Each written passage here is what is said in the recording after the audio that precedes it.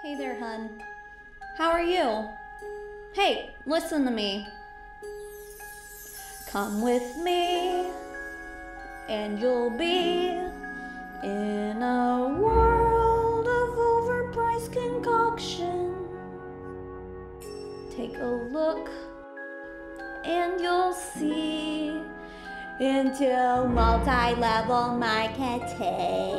Multi-level marketing. We'll begin with a pitch, traveling into your Facebook DMs. And did you know you'll achieve financial freedom?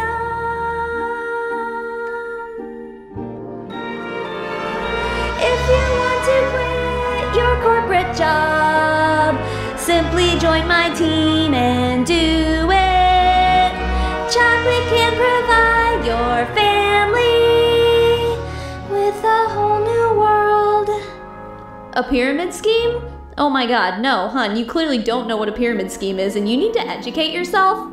Before we get into today's video, I just want to tell you about today's sponsor, NordVPN. Listen, we love NordVPN on this channel. I will sit here and I will tell you about all the cool things it can do for you until the rest of eternity, if I have to. But in case you don't know what a VPN is, it stands for Virtual Private Network. It's an encryption tool to keep your internet activities private. Did you know that your internet service provider can monitor everything that you're doing online? Doesn't that creep you out a little bit? With Nord, your internet activity is kept private. It'll also keep your IP address and location private as well. And they don't log your data either, so you know you're safe. I've told you that I like to use Nord for a variety of things. But imagine my surprise when recently I went looking through Netflix's Christmas library. Oh my god, you guys, it is not fun. A very country Christmas. More like a very country, no thank you, sir. It's a tradition in my family to watch the Polar Express every single year, but it's not on any US streaming service at all. But with Nord, all it takes is one click to connect to Australia, and suddenly I have access to Australia's Netflix library.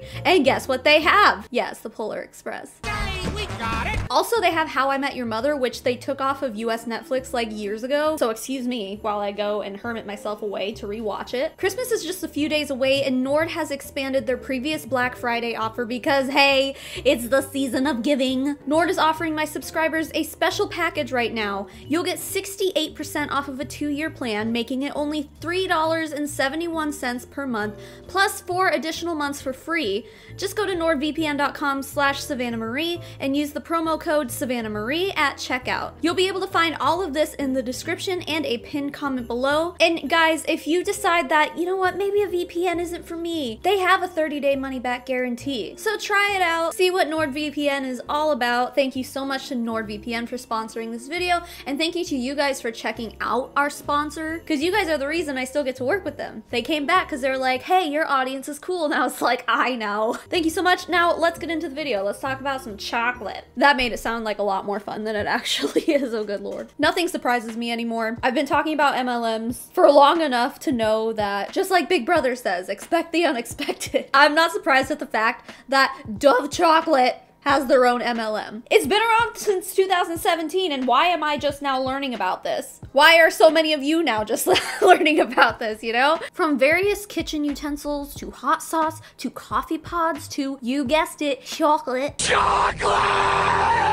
The Cocoa Exchange offers the average Karen to be able to be your own boss and achieve financial freedom with the cocoa bean. To understand the history of this MLM, we kind of have to go back into the history of Dove chocolate. In Chicago in 1939, Dove candies and ice cream shops were scattered throughout the city. It was a family-owned business started by Leo Stefanos, who throughout the years expanded the brand by creating Dove ice cream bars. Dove treats were not distributed throughout the United States, or outside of Chicago for that matter at all, until 1985, and then in 1986, Mars picked it up. No, I'm not talking about the planet Mars. I'm talking about the extremely well-known super conglomerate Mars Incorporated. They bring in billions of dollars annually because because they own so many different brands that we all consume. You may know them from Snickers, Twix, M&M's, Milky Way, alongside other names like Wrigley's, you know, the people who make gum. Lots of pet food stuff like Pedigree, Iams, and many, many more. It may also be relevant to mention this, and I'm gonna get into a little bit of the details here because I think it's important. Well, first of all, in 2007, PETA got on their butts about the mistreatment of animals, having to do with funding animal testing that was rather cruel. Deforestation in Africa in 2017. I think the biggest thing is that just last year, and they're still talking about it to this day, they've been under fire for child labor. But hey, what other corporate giant in America hasn't been through all this shit? If you want to read up more on all that, I'll put a link down below. You can get a little bit more of an idea of their many controversies. But all of this is to say is that Mars is the company that now owns Dove, which owns the Cocoa Exchange. And they don't shy away from that on their Our Story page either. They say they launched the Cocoa Exchange because Mars realized that some new products are so innovative and on trend that they need to be demonstrated and experienced rather than just sit on the store shelves. Well, if they're on trend, then why are they in a MLM business model? Like, if they're so trendy, put them on a store shelf and people will buy them. Either way though,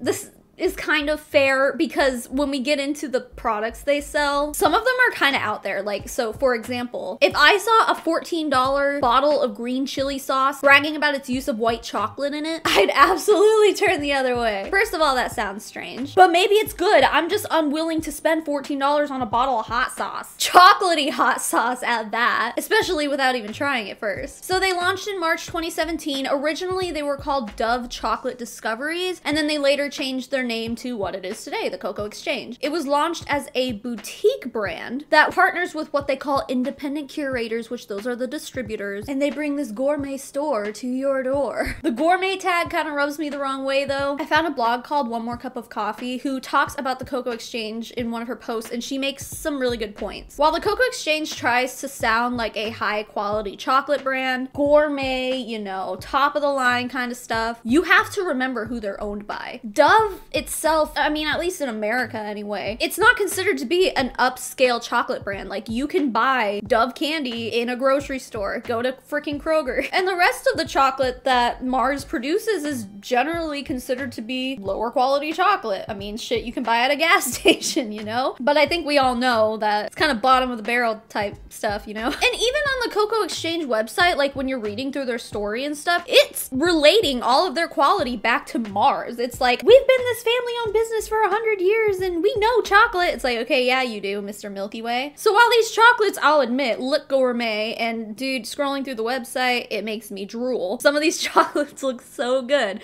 It looks gourmet, but you have to remember the supply chain. All the ingredients that are in these chocolates are pretty much coming from the same places as the rest of Mars and Dove's products. Now, they have a sustainable cocoa page on their website that talks about how Mars made a pledge to use only certified sustainable cocoa in all of their products by 2020. Well, according to a 2019 Washington Post article, America's chocolate giants like not only Mars, but Hershey and Nestlé.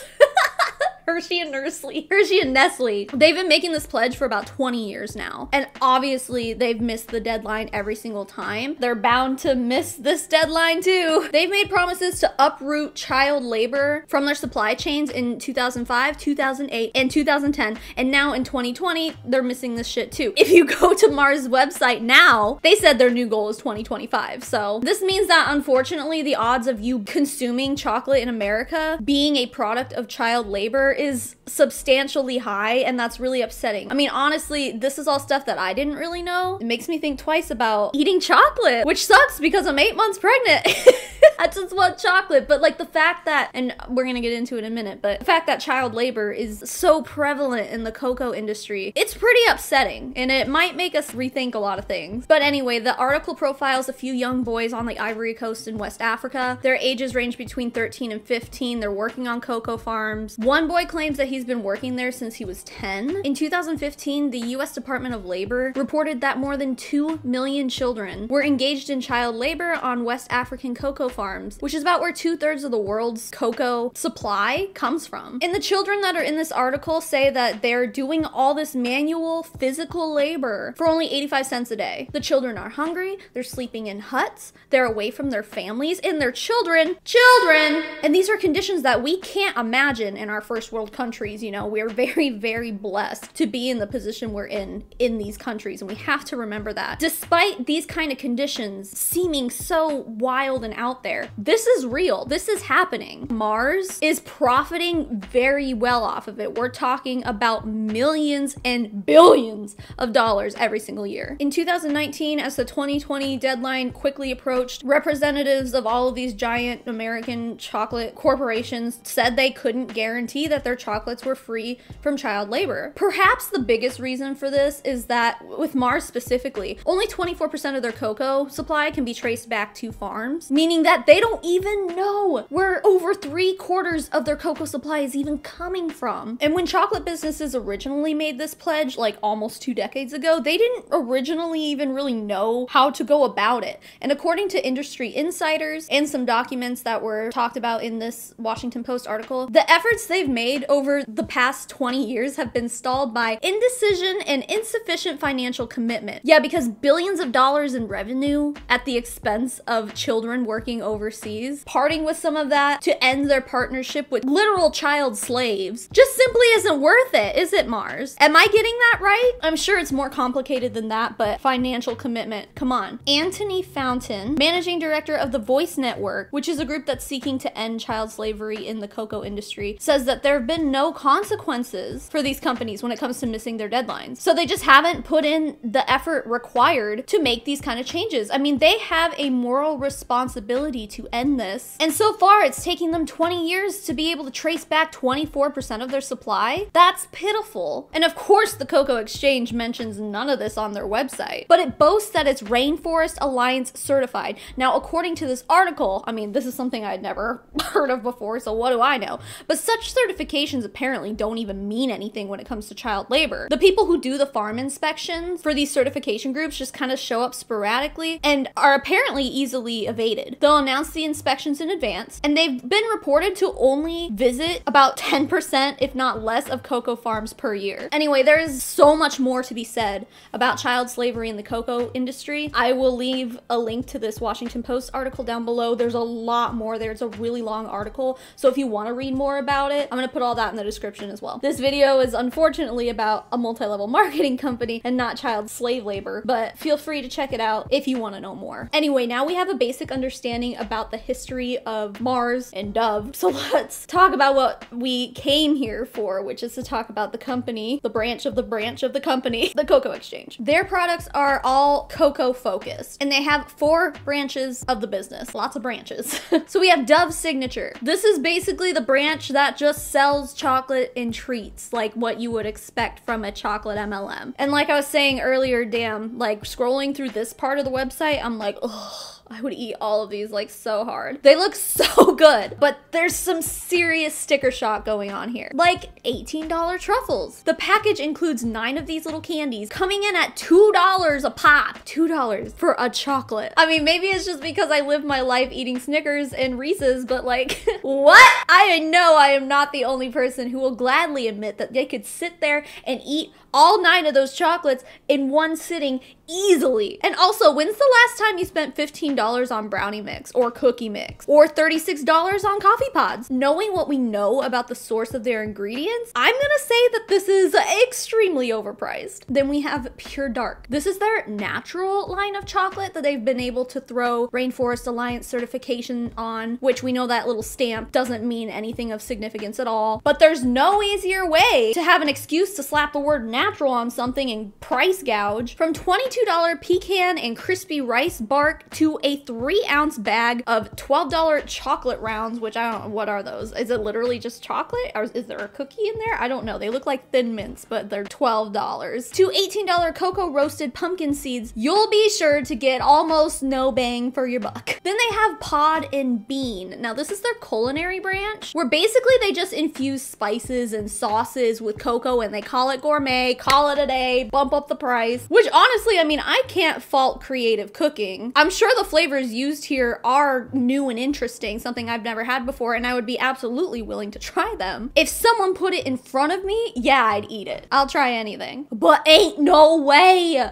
you could get me to pay $14 for a bottle of taco sauce infused with dark chocolate, or $18 for a bag of white chocolate pancake mix. Like, come on. And finally, this one's my favorite, of course, Vitalize. With a name like that, it's pretty easy to assume what kind of products they sell, and if you guessed a wellness line, then yeah, you're right, it's their wellness line. Well, it's kind of unexpected for a company that focuses on chocolate to have a wellness line, but then they're an MLM, so it's like, then I guess it does make sense. Vitalize advertises itself as cocoa extract blended with plant-based proteins such as pea, pumpkin, and sunflower seed, and it claims to promote healthy blood flow, therefore supporting heart and brain health, even though they provide no evidence to support this. There's a video on their website that says that cocoa flavonols, don't know. Anyway, yeah, they say that they promote total body health based on scientific studies, but again, they just leave it at that. There's nothing. I quickly Googled this and found an article by Harvard, and it links 2 Italian studies that show promising results in these areas that they're talking about. But basically, you need to be consuming a really high amount of these cocoa flavonols in order to achieve the results that Vitalize seems to brag about. There are no scientific studies, clinical studies, not even anything funded by Mars, where they actually tested this product. They're just talking about the cocoa flavonols here. While I was researching this, the Cocoa Exchange was running a 3-day sale, which by the time you see this video, it's gonna be over. So the bags were running for only $20 when usually they're $50.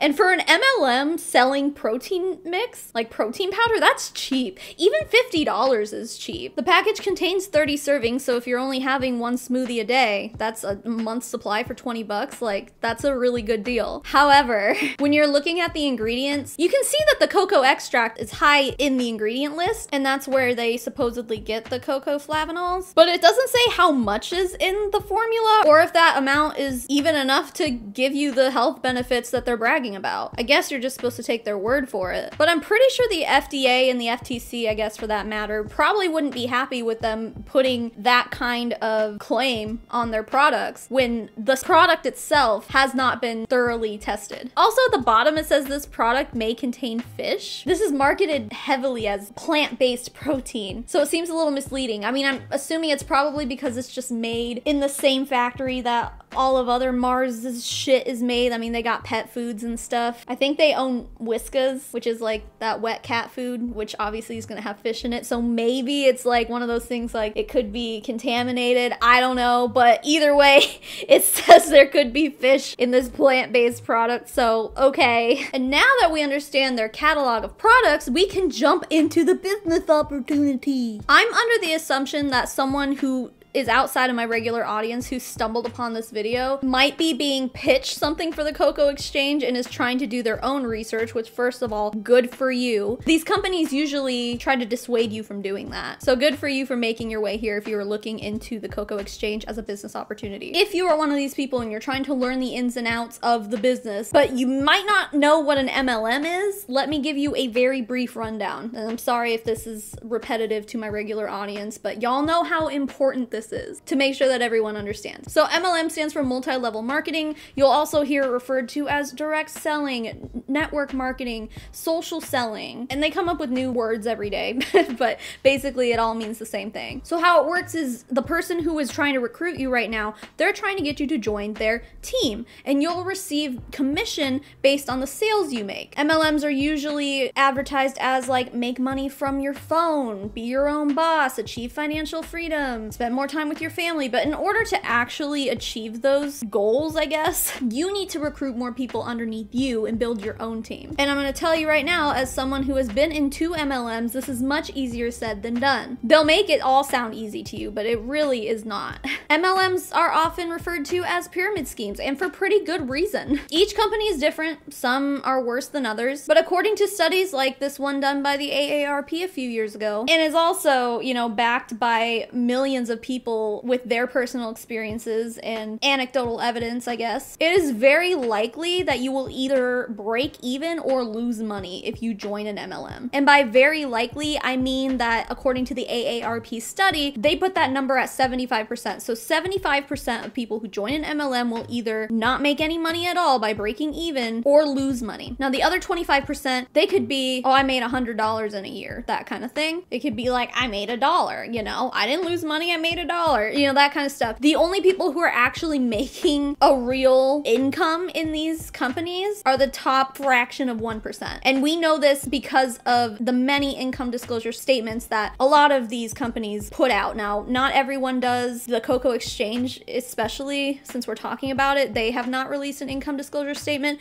but the ones that we do have, they all basically reflect the same thing. So your chances of being one of these people who are living the life just selling chocolate, they're very slim to none. We're talking like 0.0001% of people read any income disclosure statement. And it's not just finances that are at stake here. Many MLMs will insist that you cut people out of your life who aren't being supportive. This is, I mean, cult-like behavior, literally. And I know that sounds extreme, but hear me out here. We hear stories all the time about marriages being ruined and long-term friendships being ruined, resulting in loss of relationships. Manipulation and the spread of misinformation, as well as encouraging their participants not to do their own research outside of what the company says, may result in this kind of cult-like behavior, depending on who your upline is and who the higher-ups in your company are and what they're trying to teach. Anyway, yeah, the Cocoa Exchange is one of these companies. And while I would expect the target demographic for this particular company to be women who are older than people who might be targeted for, say, like Monet or something like that, I would still expect to see what I have described here about MLMs to still be hidden within the confines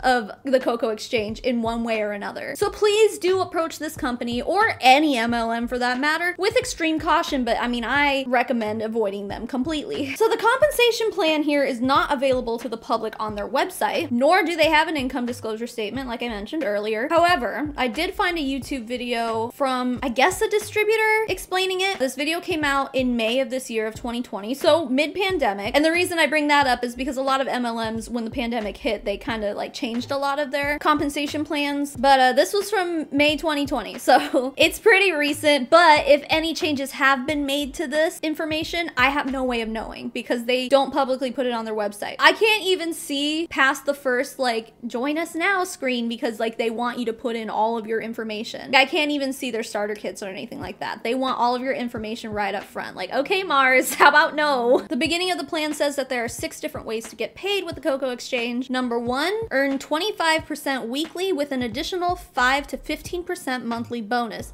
Average earning at a tasting experience is $125. So, okay, you get 25% of every sale you make. Now, when we see numbers like the extra 5 to 15% here, this usually depends on how many sales you make. The company will often set like a threshold or some kind of minimum that you have to meet in order to get those bonus percentages. Now, from a blog published in December 2019 by Christina Piccoli, she has screenshots of the actual compensation plan that she says she got from a YouTube video, which she linked in her blog, but when I tried to go to it, it was gone. That video doesn't exist anymore. So all I have are the screenshots from her, and this all may have changed, but according to this information we have here, it looks like you get that extra 5% paid out to you as a bonus each month if you reach over $1,600 in sales, and then from there you get an extra 5% added to that bonus when you meet $2,400 and $3,200 respectively. And if you haven't guessed it, the tasting experience is just the name of an in-home party. It's hard to know for sure, but this average earning number that they list here may or may not include expenses of the distributor, and with consumable products, especially if you're gonna call it a tasting experience, like you gotta spend money on something. As a distributor, this is your responsibility. It should not be the party host's responsibility to buy your own supply of products, and not just like chocolate to taste and sample from Dove's Signature, but for example,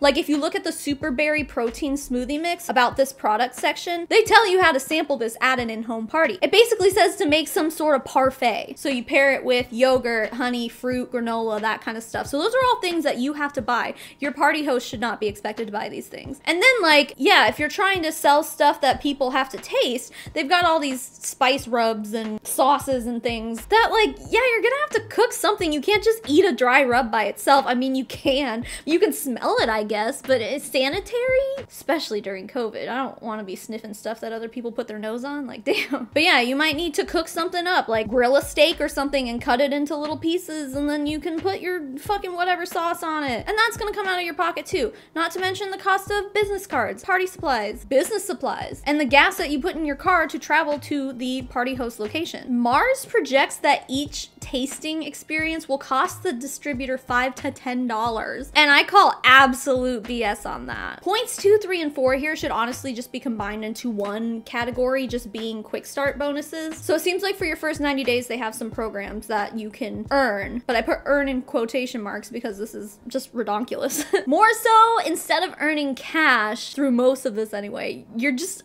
earning bonus products based on meeting sales, recruitment, and matching. This is very common in MLMs. We see them all the time as an incentive to recruit someone new, being like, oh, look, if you start your business super fast on a jump start, essentially, you're setting yourself up for success. You can't fail if you do it this way. Look how easy it is. 90 days, that's so much time. It's not a lot of time. Anyway, so I don't even think that you can count this as an earning opportunity. Not this first part anyway. The bonus that you earn for making sales in your first 90 days is just product. There's no cash involved at all. How is that earning? For example, if you throw a tasting experience in your first 15 days, they'll give you some free honey mustard. Ooh! In your first 90 days, if you make $500 in sales, you'll get free catalogs. And yeah, that shit ain't free. Usually you have to buy them, or they'll come with the starter kit, which you pay money for. And then they'll give you some brownie mix and dark chocolate peppermint bites. If you make $1,000 in sales in your first 90 days, they'll give you a taco night set and some chocolate chip cookie bites. And at $2,000 in sales, you'll get some chutney, chocolate martini mix, and a barbecue set. And finally, if you get $3,000 in sales in your first 90 days, you'll get a sides and salads kit, their cookie bar collection, a cooler bag, and a martini shaker. Obviously, none of these things are cash, so personally, yeah, I don't think we should be even calling this an earning opportunity. Not one by itself anyway, because the next one, you do earn cash. Now, their quick start recruitment bonus is obviously from recruiting people in your first 90 days. They'll give you $50 every time you do that. Again, easier said than done. The video I was watching, she's like, this adds up fast. It's like, yeah, if you can swindle enough people into joining you, but good luck! Now, the quick start matching refers to your freshly recruited team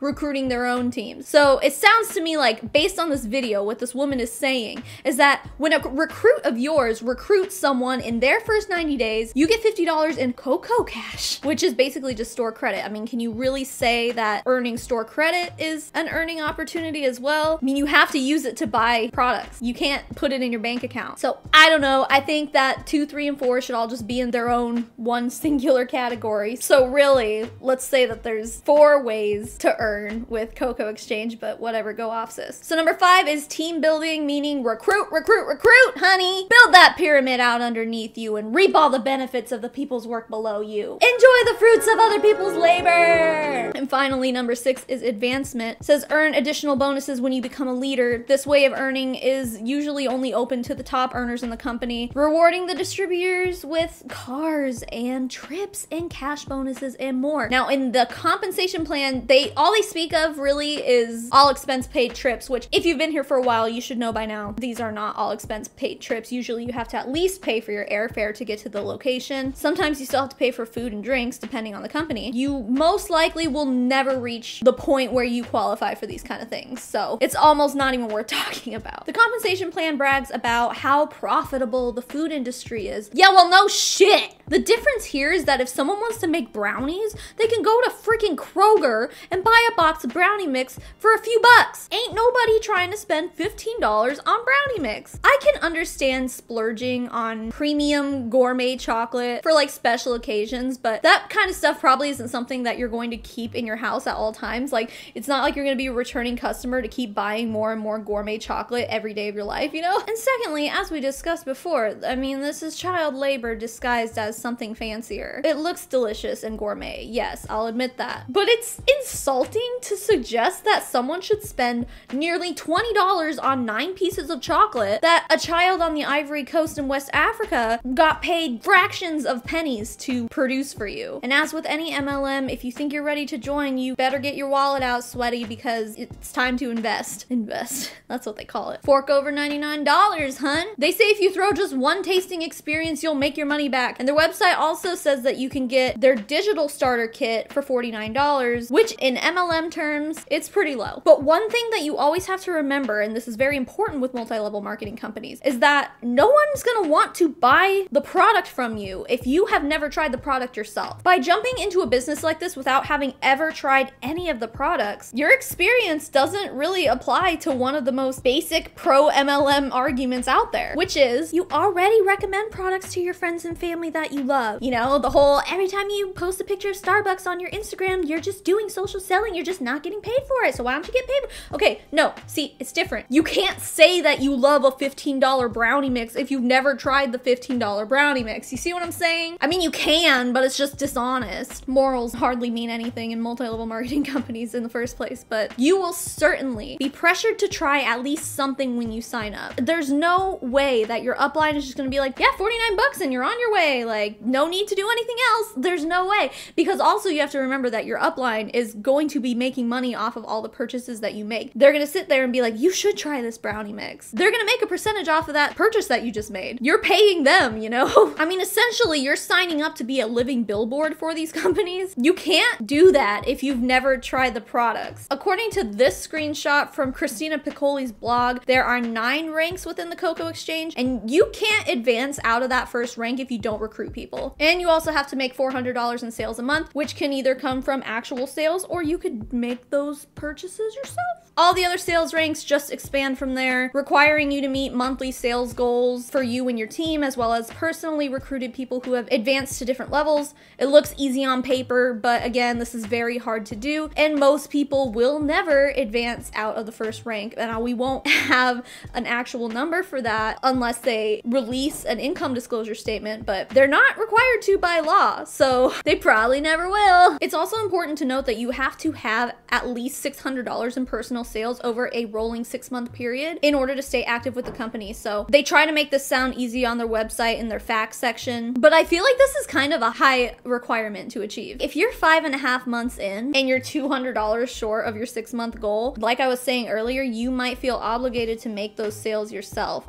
Purchases, I guess. You might want to take it out of your own pocket and take it into your own hands so that you don't get dumped from the company. MLM distributors often like to say that this kind of example is extreme and that no one does that. No one has to do that. It's so easy. But trust me when I say that, no, this is something that happens a lot. $600 in sales on chocolate is a lot to ask of somebody. It is more common than these people like to admit. So just keep that in the back of your mind. In conclusion, can you make money with the Cocoa Exchange? It's not likely. You're sure to give your customers a bad case of sticker shock when they originally look at your catalog. It's gonna be hard to make money off of just selling the product and not recruiting if that's the way you're trying to go with this. Again, I keep bringing up the brownie mix, but it's so insane to me. Just as it goes with every other MLM, you don't make a living if you're not recruiting, point blank. And when this happens too, this is when it gets thrown into dangerous pyramid scheme territory. And the work of the anti-MLM movement has thrown a wrench in business models like this because of that reason. If you're one of those, oh, I only want to be in it for the discount kind of people, consider that Mars owns a ton of shit. Walk your happy button to Kroger, or don't because COVID. Get a delivery of one of Mars' many different brands and you're pretty much getting the same thing. Or also don't because child slave labor. But hey, you'll be sure to be spending much less money on the same exact shit if you do it that way. Remember, their cocoa supply comes from the same places. Even with whatever discount the Cocoa Exchange tries to entice you with, you're still gonna be spending less money if you just go to Kroger, dude. Is it a scam?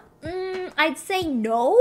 It's just unethical at best. I mean, you do get a product for the money you spend. It's just a turd polished into a diamond. Their business model, like every other MLM, is just set up for most people to fail, while their uplines benefit from every transaction they make, whether it's coming from themselves or personal sales. These kind of businesses are being cracked down on left and right. And I would personally say that we're in for a big legislation change in the near future. I mean, even as I'm recording this, yesterday, TikTok announced that they're banning multi-level marketing videos, which is amazing.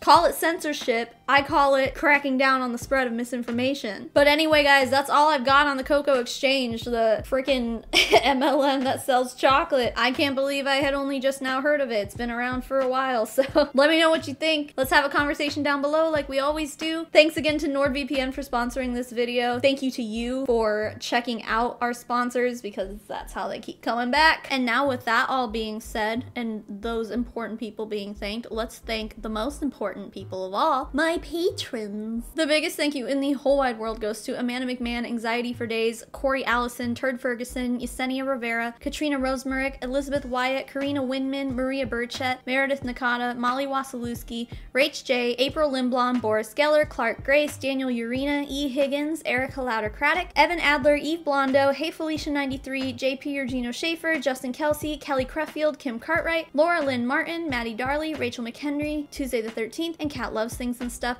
and to the rest of my fabulous patrons. And even if you're not a patron, thank you for being here. Thank you for being you. Thank you for making it to the end of this video. I am so appreciative of all of you guys, and I hope you all have the merriest of Christmases if you are one to celebrate that, and if you're not, have a happy Friday. And keep making waves, babes. I will smell you guys later. Mommy Tsunami out.